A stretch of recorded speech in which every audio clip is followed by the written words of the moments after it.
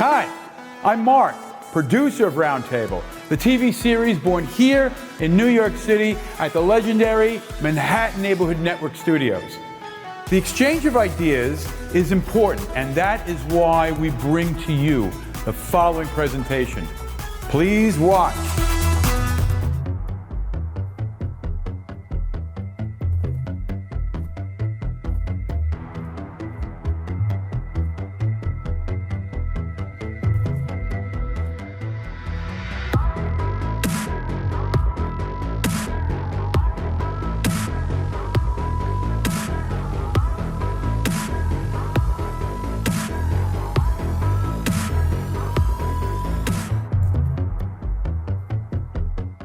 Good evening and welcome to Single Shot Show at Manhattan Neighborhoods Network. Tonight we will be talking about connections between different medias of art. Indeed, in modern times, the borders between one media and another becoming to be more vague, and more creative medias that are standing on a border between several visual arts emerging. And one of the ways in which it works is the fascinating photography that involves sculpture that was created by brilliant sculptor Matthias Alfen. Hello, Matthias, and thank you very much for joining us tonight. Thank you for having me on. So I've been a biggest fan of your sculpture for quite a while now, but recently I actually learned that there is this amazing series of photographic work you was doing, and that actually you have very long-standing and very serious photographic background. So let's talk a little bit about it. Yeah, when I was a little child, basically 6 years old, my father already woke me up early because he had architectural photography to do. Mm-hmm. And I would come along on these trips, and he would choose the early mornings because the light will create a little more sculptural effects with the buildings. And without me even thinking about, this is an apprenticeship, I would just get concepts, what photography should be about, how certain clouds work well with buildings, how, different atmosphere, different light creates, better opportunities. So the background was for quite some time, and this particular series was the development of what your father was teaching you, and as I understand, he was photographing throughout basically all your lifetime, Exactly. Starting with film photography. Yeah, my grandfather, he was a photographer and a painter. Oh, so it's a dynasty. Yes, yeah, and then my father was a photographer, my mother, and my brother. So I was basically grew up with that being the dinner conversation versus other people, other people's soccer. But at our dinner table, it was the arts, and it's very fortunate to learn a lot of things without even having gone to art school or even. My observation is actually some of the most talented and most successful people in photography actually wasn't coming from art schools, but was coming from background of families where photography was done, where they was actually, just like yourself, was living through the process and had the understanding of how it works from the very early age. And indeed, being a sculptor, a lot of things that photographer can teach would be extremely useful. Just for one, I would say the ability to understand how a sculpture would work in different light. Mm-hmm. Absolutely. The thing is, like, the most productive time is almost spent looking and not actually doing things. So when someone sculpts, the actual process of putting clay on or taking stuff away, material away, that's really that's a fraction. Realistically, what really is the most effective thing is to see and come back seeing more. Maybe sometimes even interruption is a successful thing when you're forced to walk away and come back 2 days later, and all of a sudden you see some solution for the sculptural problem that you had, or you see something new. So seeing through the lens of a photographer is pretty much, with all the visual arts, is an element that is constantly utilized. So it's in a way it's the photographs too during the process often very useful, to Natural. guide you. Yeah. Oh. So the connection with photography is definitely, it's always been there, and the latest work that I've been working on, there's this concept, lenticular photography, and you have, let's say you have an image, you walk past, you have this certain angle which the photographs are lined up, and the image changes, and not setting out to try to do this with this sculpture here that I produced here, you have absolutely one image Yes, that's that right. is this female figure, yep. Uh-huh. And if you would approach from the other side, so people, let's say this would be on a street, people drive this direction, I would say, well, this female figure with their legs up. As you come around, people coming from the other side, they would completely see something different. So Wow. in a way, a lenticular effect in the sculpture that I feel at this point has not been produced in that way. Well, I never seen anything that would be working in this exact way. There are some examples of similar approaches. We was at one point mentioning there is some of the Egyptian approach to sculpting embedded in a style, but indeed this is something unique, and that actually brings us to a very interesting question: how you decided to make something so profoundly three-dimensional, more than three-dimensional, but actually two three-dimensional objects combined into one, into two-dimensional media, and actually combine it with people. By the way, are these people related to the process of production of sculpture, or it's just models that one way or another was available? I think I worked with sculpture even as a child. We had clay. It was sort of the opposite. When you see people taking their kids to the baseball field, at my home there was just paper, paints, everything available. And my grandfather passed away. He was the artist in the family, and my parents were indeed looking if there's anyone from their children that would produce something or be interested in the arts. And it's interesting because art, you either are somewhat born an artist or like someone with that inclination or not. So it was actually kind of not the situation what you have in other families where someone said, well, my parents or my family was always against it. It was actually something that was very appreciated in my family. Well, it's indeed a huge advantage to have, and It's an advantage, but in a way, it's like I always tell people that what makes a true artist is actually the conviction to just keep producing, keep doing things, absolutely. no matter what happens. And so success, working in a basement or working in a garage, or being very advanced and making a lot of money with it, the real mark of an artist seems to be the consistency with which they pursue the arts.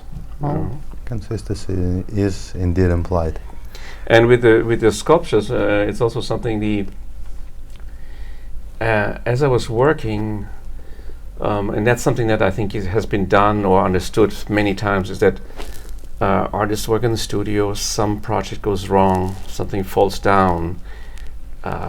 It's like penicillin taking on mold. This is basically mold, and they discovered, oh, this is incredible medication.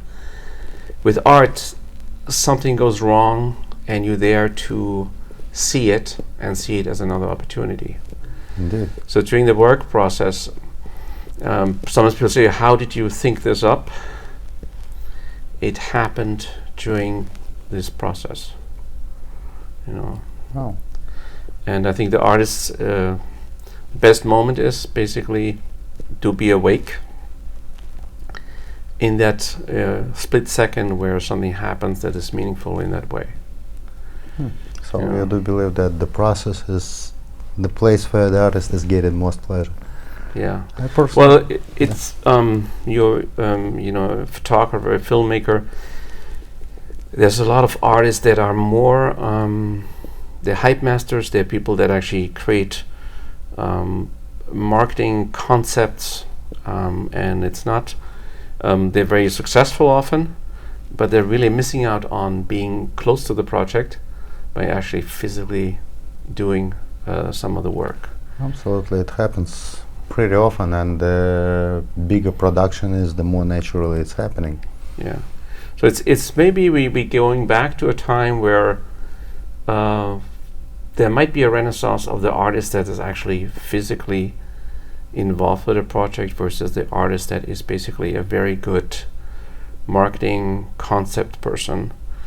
And these people work very hard, they're very successful, but maybe there could be a change of guard. Maybe there could be something where the physical, the actually doing art becomes like a pendulum, like a movement where that comes again meaningful. It never really went away, but indeed we're missing a big part of it, especially when it comes to more, at least financially successful part of art. A lot of people on higher levels of artistic hierarchy just don't feel obligated to do things themselves, just to direct. And well, we'll definitely will be seeing a return of the physical touch into art of all medias. We'll be back after this short break.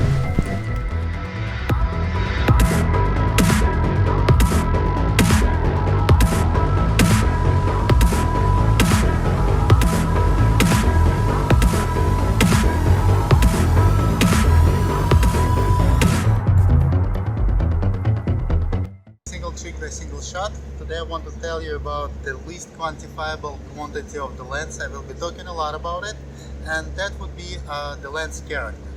It's a combination of lens optics, the way they made, the way they coated, its properties based on its focal length and everything else, which makes every lens to have a unique way it interprets the image. In order to show you the difference, I brought 3 lenses that all the same focal length, 135 millimeters, made for the same kind of camera, and at the same time period. They're made by Leica, Zeiss and Schneider. So I will just take a picture with all 3 of them, and you will be able to see the difference yourself. And that's pretty much what lens character is.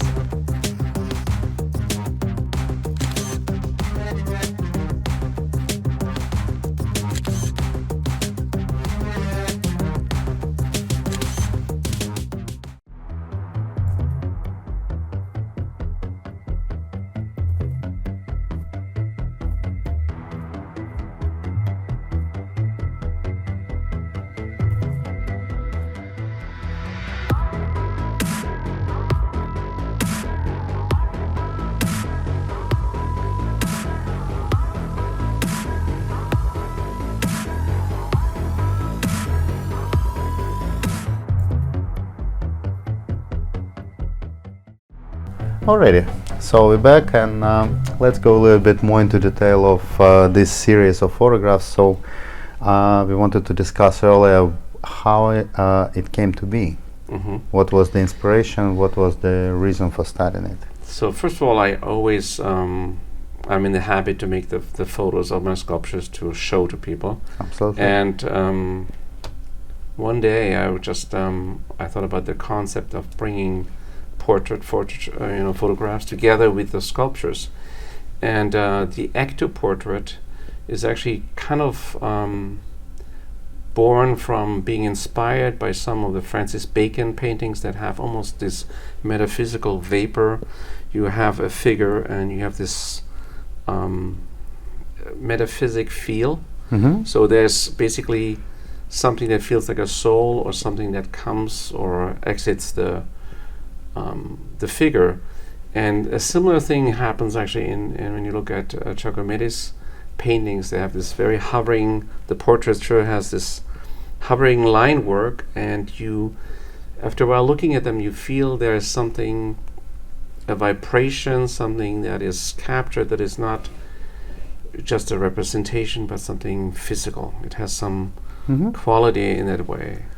And the sculptures are combined with the portrait pieces, and it's been friends, it's been my wife, it's been people I I had some contact with, and basically then I was able to choose sculptures that I felt could work together with this individual. Mm-hmm. But I used also a Hasselblad, what is basically really this very analog camera, and Yes. then scanned the images in with very high resolution, and so it still kept working on them.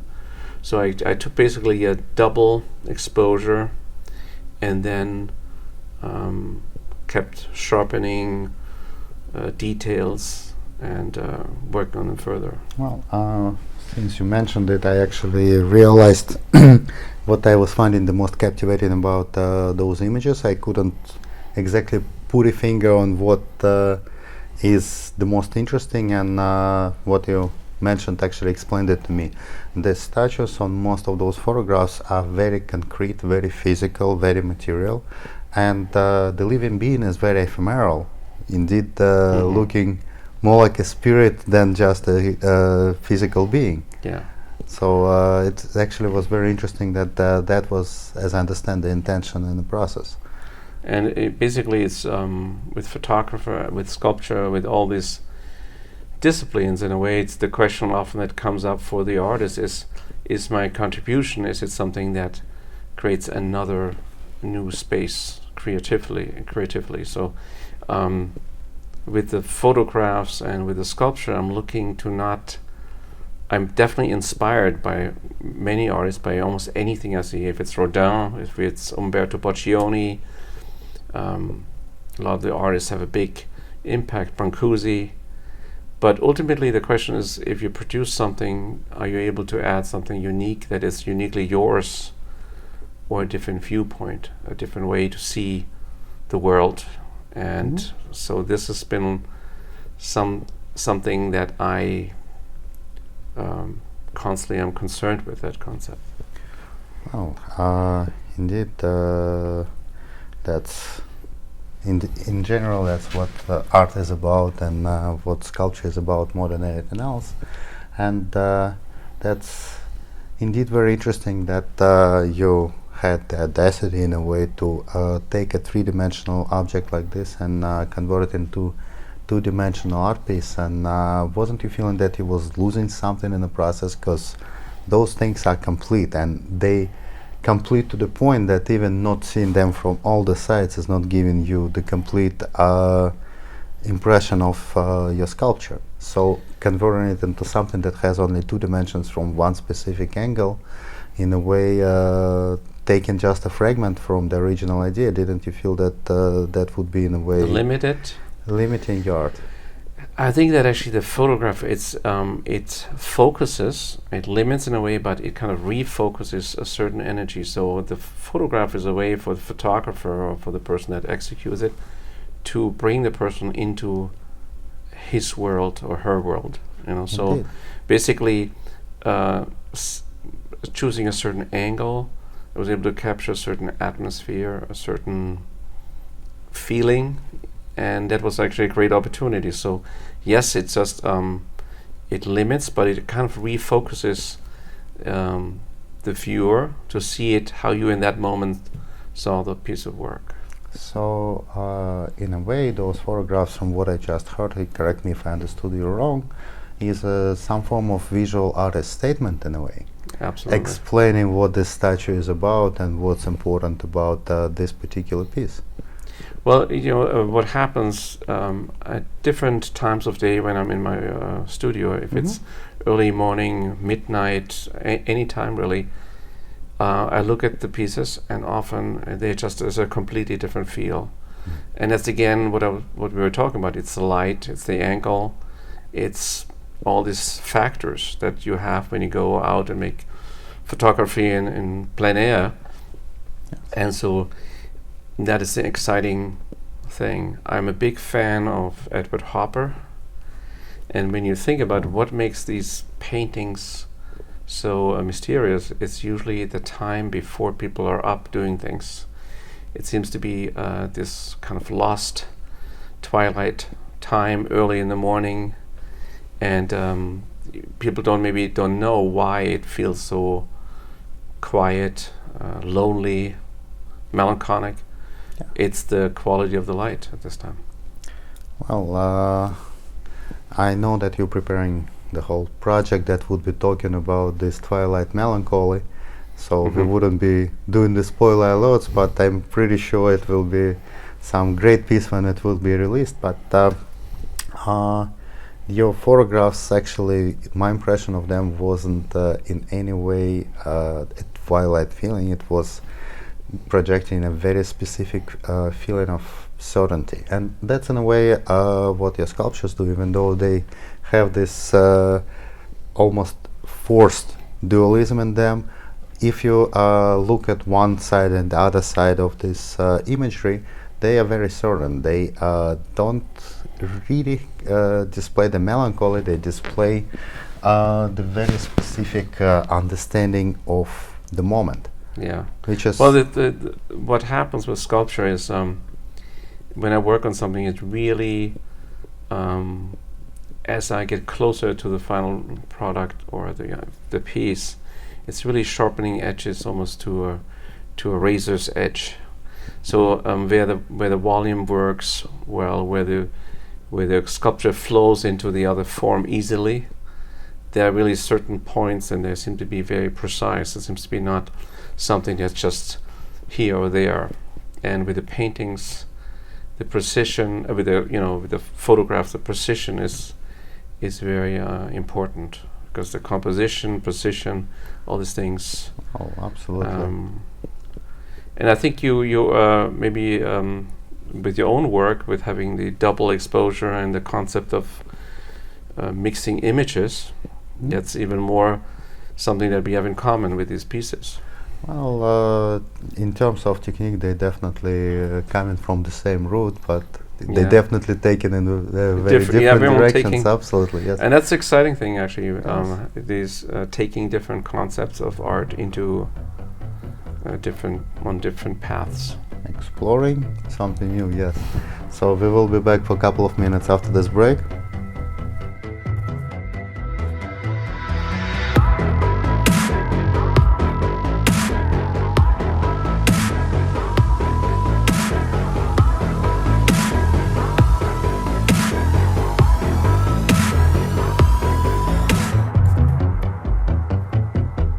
Today in Single Shot, I'm going to tell you how to make a makeshift pinhole camera. It's actually very simple. All you need is a business card. I'm gonna use mine, but you can use any. You need to apply 2 pieces of duct tape on it, just like this, so they will be overlapping each other. And right in the middle of the card, from the inside, pierce a small hole. The smaller and rounder it is, the better will be your result. And put this contraption right on the camera, so the hole is right in the middle of the lens space. Then point it at what you would like to take a picture of, put the camera on delay, and take the shot. Voila! You have your pinhole camera shot. Thank you, and watch us on YouTube.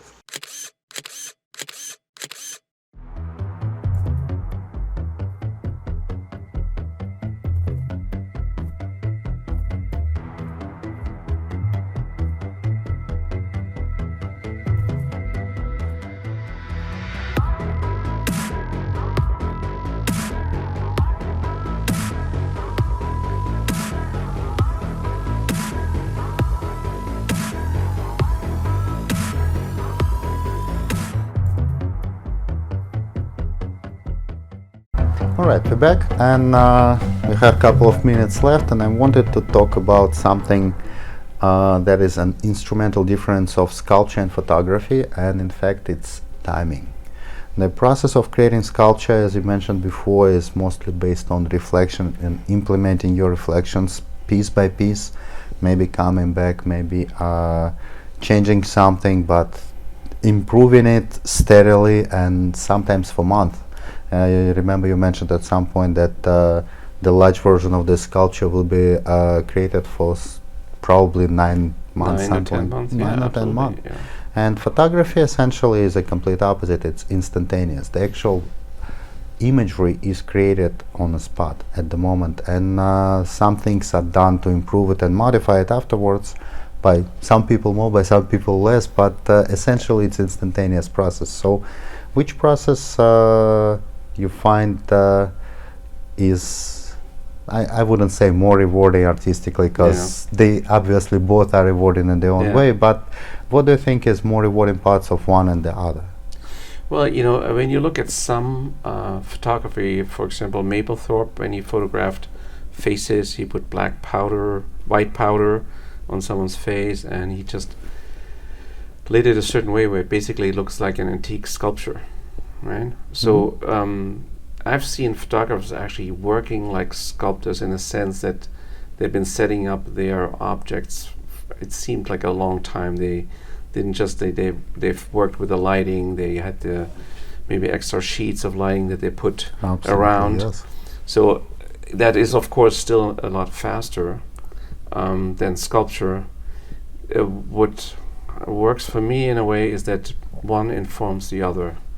So I think that a sculptor can profit from making photos and lots of photos, and a photographer maybe could also make even better photos if they would engage a little bit in sculpture, because a sculpture would force them to really explore objects going around and thinking about three-dimensionality. Absolutely. But basically it's a two-dimensional plane that they're showing, but ultimately it's about the whole figure. And today's photography, when people do, let's say someone worked for National Geographic, they basically make short clips of films that later on will be just like the person will just choose certain frames. So they're kind of already doing something that's no longer like this one instant. You know, they're filming, they're moving around, and then later on they kind of select. That's indeed a very interesting point. The decisive moment basically spread over the length of the whole film before and over the huge memory card now. Well, thank you very much, Matthias. Thank it was you for having extremely me on. insightful. We'll be looking Thank forward for seeing this work completed.